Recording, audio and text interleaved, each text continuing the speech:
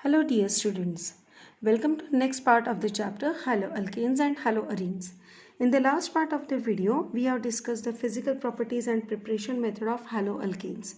In this video, we are going to discuss chemical properties of haloalkanes. There are three reactions which we have to study for haloalkanes. The first one is nucleophilic substitution reaction, second is elimination reaction, and third is the reaction with active metals. So let us begin with the first one. Nucleophilic substitution reaction.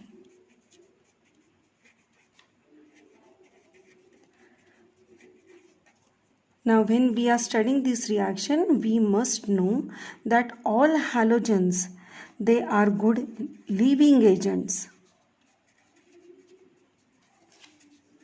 and therefore easily they can be substituted by any of the nucleophile. We have studied that the haloalkane, this bond is polar in nature with del plus charge on carbon and del minus charge on halogen due to difference in the electronegativity. Now, whenever any nucleophile attacks on it, then what happens? This bond will get cleaved. And the nucleophile will attack on parent hydrocarbon. As a result, this halogen will leave the parent hydrocarbon carrying a charge on it, and the parent hydrocarbon, it will have substitution of that nucleophile. This is possible because all halogens are good leaving agents. So in this reaction or under this category, we are going to discuss a lot of nucleophilic substitution reactions. We'll be discussing about many of the reagents that will be helpful to you for conversions. So first one is the replacement by hydroxyl group. For hydroxyl group, we can use either moist NaOH or KOH or potassium hydroxide or even water. Instead of moist, I can write the word dilute also. So let us see the example. Any haloalkane, when it is treated with any of the reagent mentioned from here, as I have told you, this bond will get broken and this hydroxyl group will get attached with the parent hydrocarbon. As a result, we'll get alcohol and the halogen will be eliminated. Let us take the example. Chloroethane. If I carry out its reaction with dilute NaOH or dilute KOH or silver hydroxide or water, then it will give ethanol and sodium chloride will be obtained as a byproduct. Now remember one thing important, that we must use dilute NaOH or KOH. When we use dilute KOH reagent, then we get alcohol as the product. But if we use alcoholic KOH or if we use ethanolic KOH, then elimination is preferred.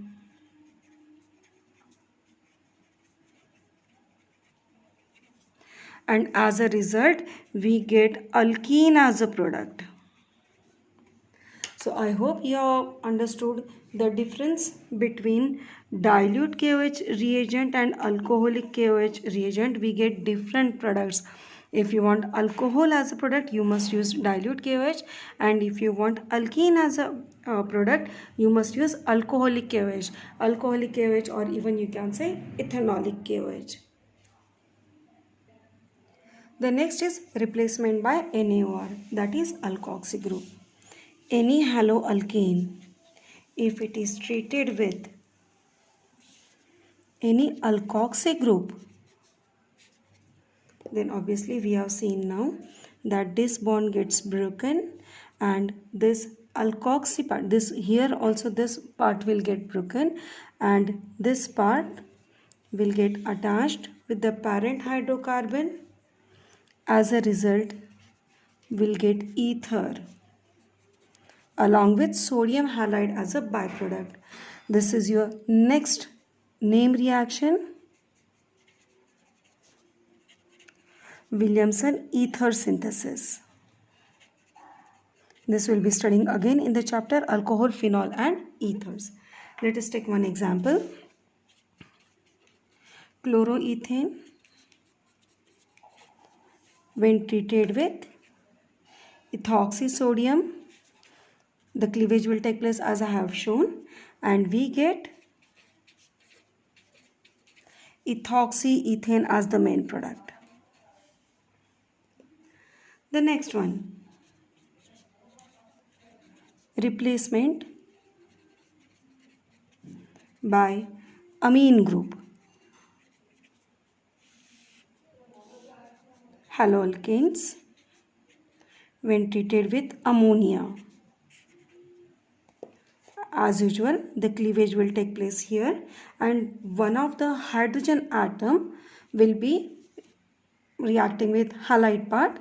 As a result, we get 1 degree amine as a product along with hydrogen halide. For example, if I taken bromoethane,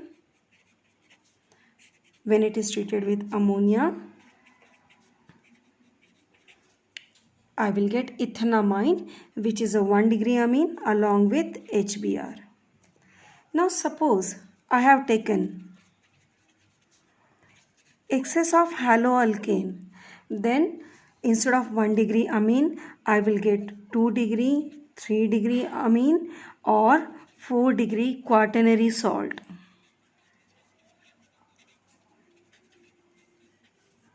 And that is known as Hofmann ammonolysis.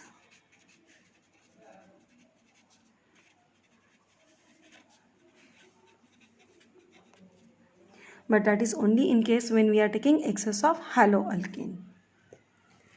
The next is replacement by cyanide. Now this is, I will say which one is very important. Now the replacement of cyanide, this can be done either by using potassium cyanide or by using silver cyanide. In both the cases the products will be different. Suppose I have taken any haloalkane and I am treating it with potassium cyanide. This will be cleaved and potassium cyanide being ionic compound, the cleavage will take place here between potassium and cyanide, creating the charges.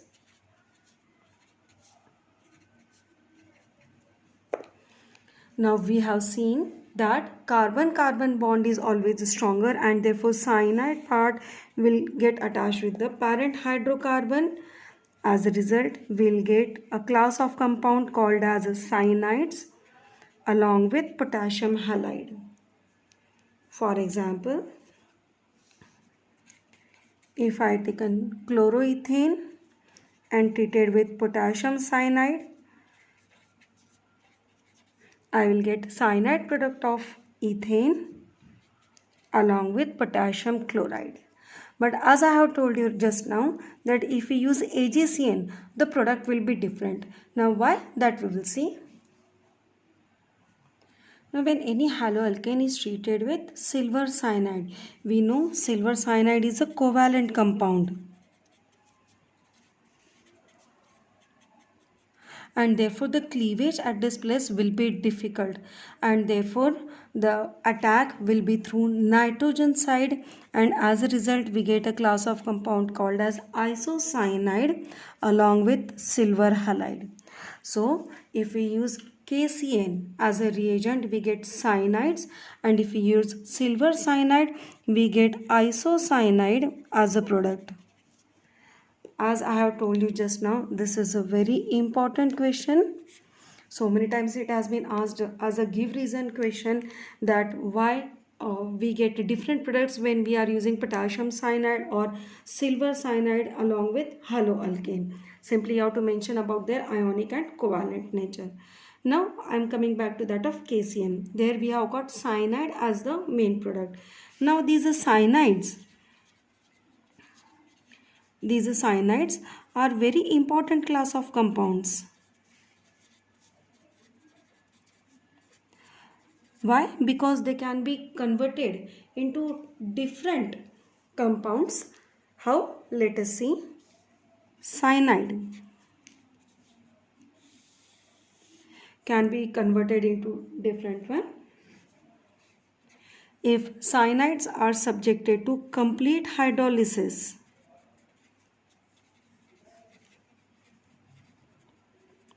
in acidic medium, then we get carboxylic acid as the product. On the other hand, if we are carrying out partial hydrolysis,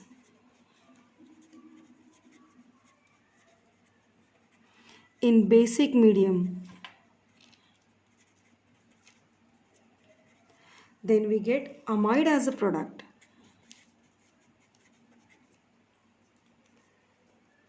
If we carry out partial reduction of cyanide by using reagent like SnCl2 and HCl, then we get aldehyde. And if we carry out complete reduction, then we get 1-degree amine. Now remember that adding cyanide is ascent of series. That means one carbon atom will be added when we are introducing cyanides. This is very important in conversions. Suppose you want to convert into particular acid, amide, aldehyde or 1-degree amine with one carbon atom more, then you can use potassium cyanide as a reagent. Okay, so moving on to the next one. So just now we have seen that cyanides, they are important class of compound and they can attack from both the sides.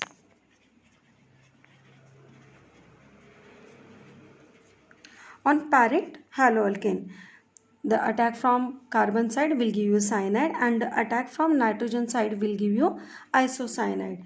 Such nucleophiles are called as ambident nucleophiles.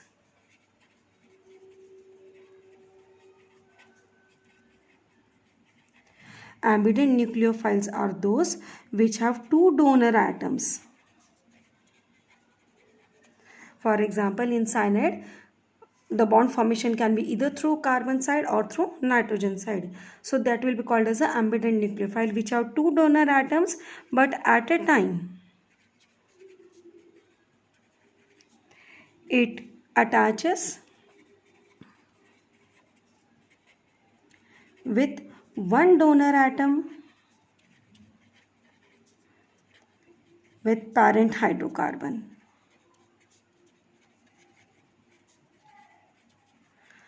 Again, this definition is asked many a times for 1 mark in your board exams along with the examples.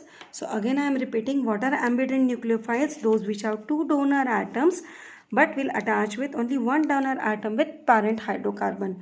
For example, cyanide. It will give either cyanide or isocyanide, and another is NO2. The attack can take place through nitrogen side as well as through oxygen side.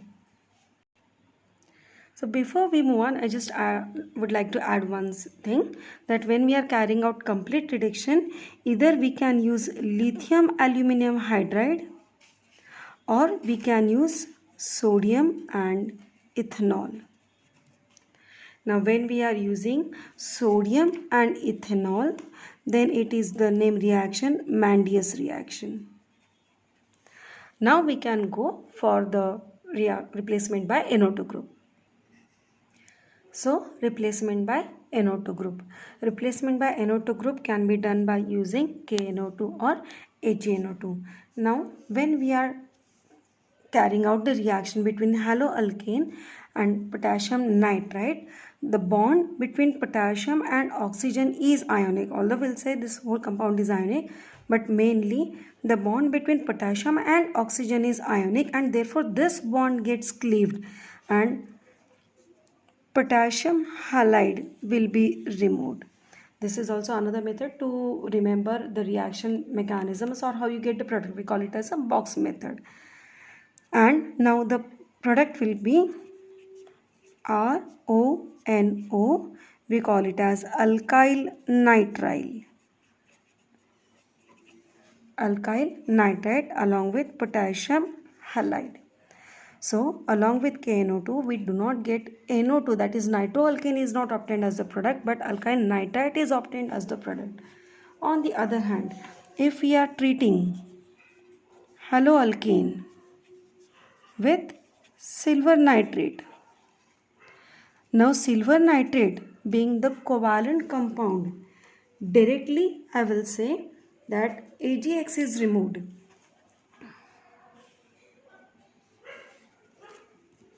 And now the attack will take place through nitrogen side, giving us nitroalkane.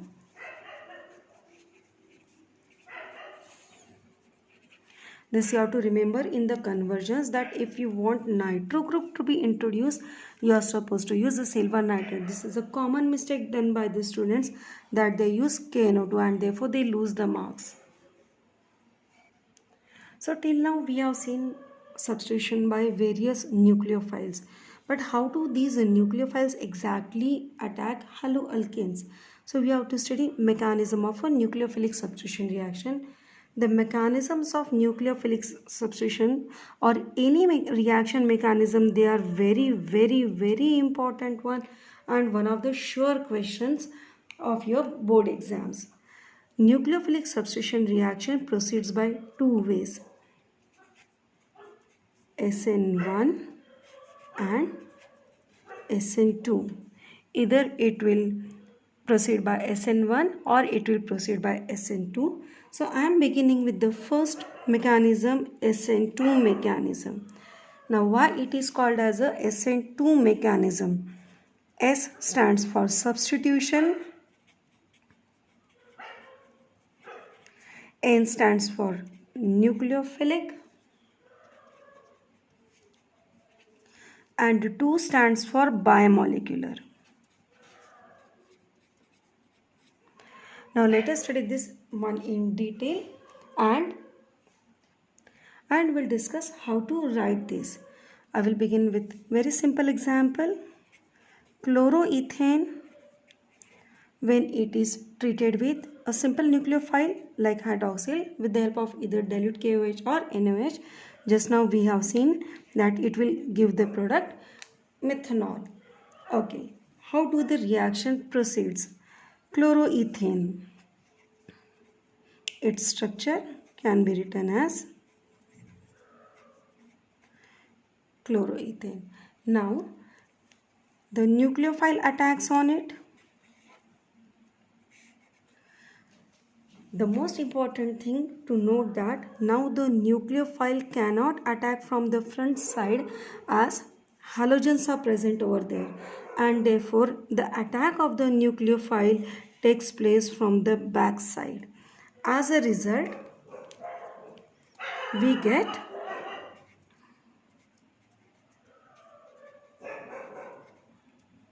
this was the original which was existing, and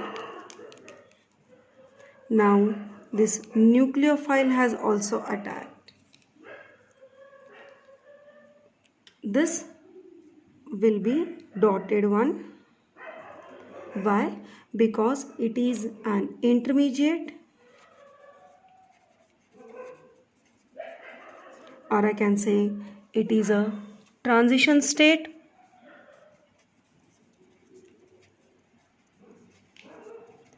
And this is the most unstable one because the valency of carbon is 5. Now what will happen? As the halogens are good leaving groups, the halogen will move out from this and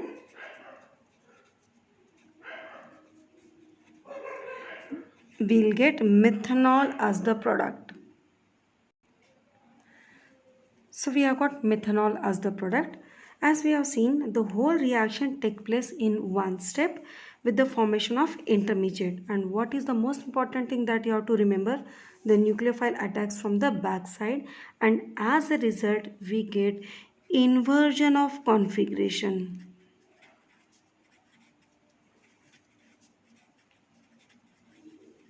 That means we have got exactly the reverse product as it was on the reactant side. So what are the characteristics of SN2 reaction? Nucleophilic attack is from backside. The reaction proceeds with the formation of unstable intermediate. It results in inversion of configuration. It is a one-step reaction and it is a bimolecular reaction. That means the rate of the reaction will depend on concentration of both haloalkane as well as nucleophile. The order of reactivity of haloalkanes. If the halogen is attached to methyl group, it will be highly reactive. 1 degree, 2 degree and 3 degree will show comparatively less reactivity. 3 degree will show the least reactivity. Towards SN2 as there will be steric hindrance by large 3 bulky alkyl groups.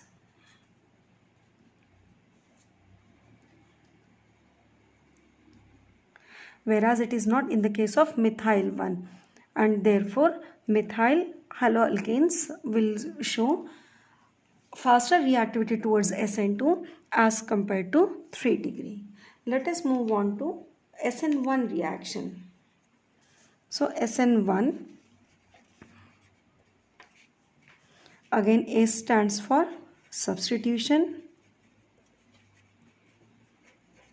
N stands for nucleophilic and 1 stands for unimolecular. Let us see how the reaction proceeds.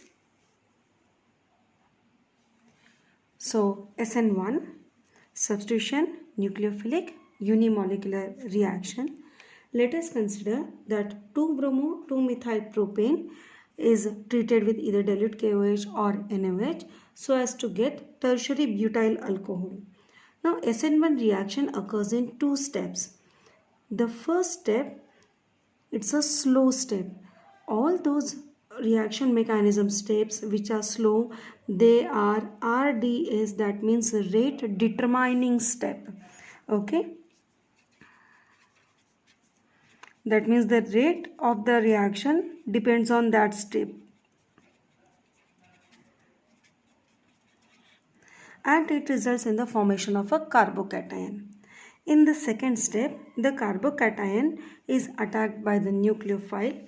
Now as we can see in the structure, the nucleophile can attack from either front side or from back side. As a result, we can get either retention of configuration, that means we have got the same product, only the changes in the nucleophile, or there will be inversion. So what are the characteristics of this reaction? That it is a 2-step reaction. It proceeds by the formation of carbocation. Nucleophilic attack can be either from front or back. It may result in inversion or retention of configuration due to the fact that nucleophile can attack from any side. And it's a unimolecular reaction. That means the rate is dependent on the concentration of haloalkane. More the concentration of haloalkane, faster will be the reaction. The order of reactivity for the haloalkanes. 3 degree reacts more faster because of the fact that the stability of 3-degree carbocation. This we have studied in our 11th class that 3-degree carbocations are more stable and therefore they react faster as compared to 2-degree, as compared to 1-degree, as compared to methyl. We are going to study now a very important and very interesting aspect of SN1 and SN2 reaction, that is the stereochemistry of SN1 and SN2. For understanding stereochemistry of SN1 and SN2, we have to get clear with some basic concepts. Okay, all of us know that the normal light has electromagnetic waves which are vibrating in all the direction. This is normal light. Now, if this normal light is passed through Nicol prism. Nicol prism is a special prism made up of crystalline calcium carbonate.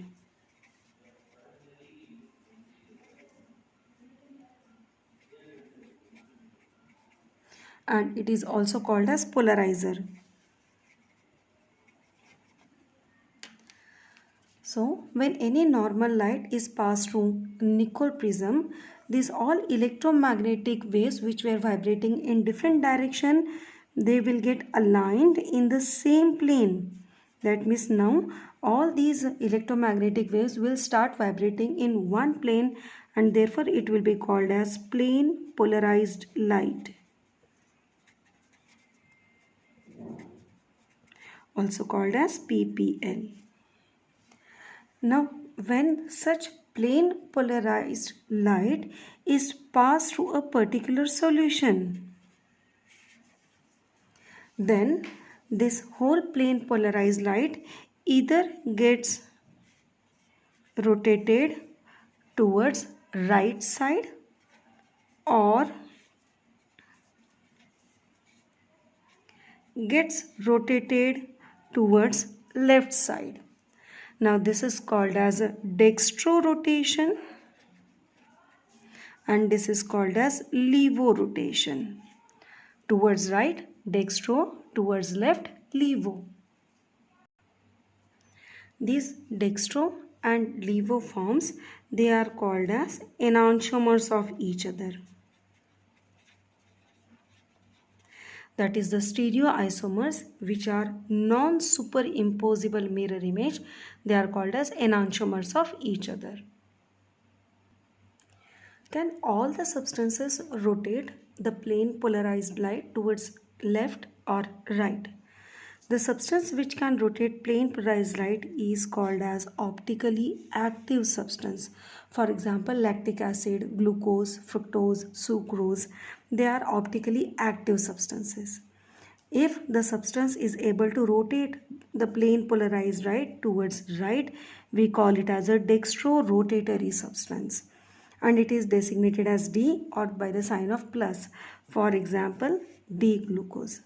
On the other hand, substance which rotate plane polarized light towards left is called as levorotatory. It will be designated by L or minus sign. For example, L-sucrose.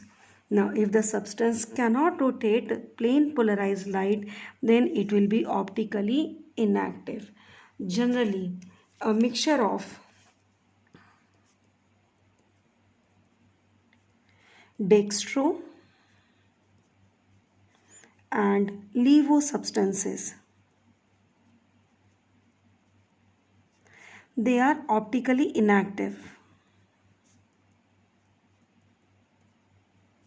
because the rotation due to each other will be cancelled and therefore they will be optically inactive substances. And such a mixture which contains equimolar ratio of dextro and levo substances, it is called as racemic mixture.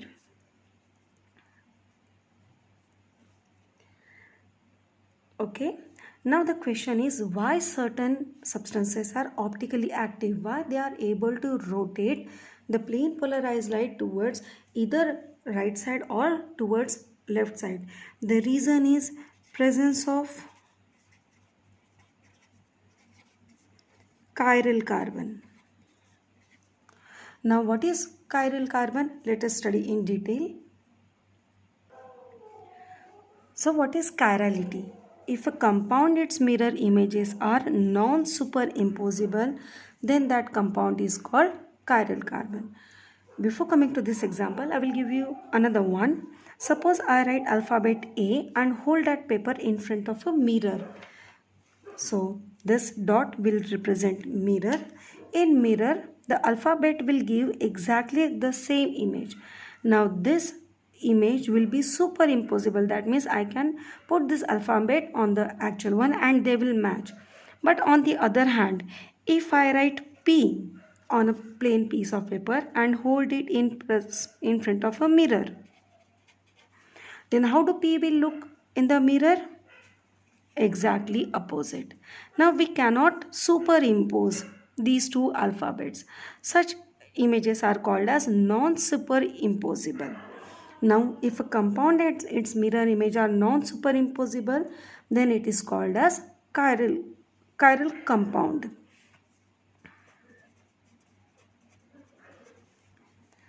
Let us take the example of 2-butanol. This is 2-butanol and its mirror image is this one. Is it superimposable? No. So I will call it is a non-superimposable mirror image. And therefore it will be a chiral compound. Since it is a chiral compound, it will be optically active. That means it will rotate the plane polarized light towards either right side or towards left side. Now such chiral carbon is also called as asymmetric carbon.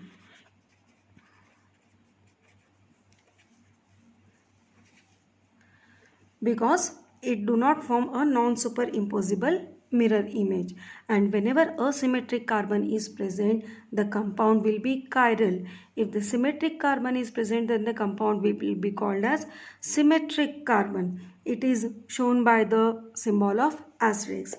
I can more simplicize this thing, that asymmetric carbon or chiral carbon is always attached to 4 different groups. 4 different groups. So whenever a carbon is attached to 4 different groups, then we will call it as a chiral carbon. And whenever chiral carbon atom is there, the compound will be optically active compound. So now let us review all these things with respect to SN1 and SN2. So what is the stereochemistry of SN2 reaction? SN2 reaction results in inversion of configuration.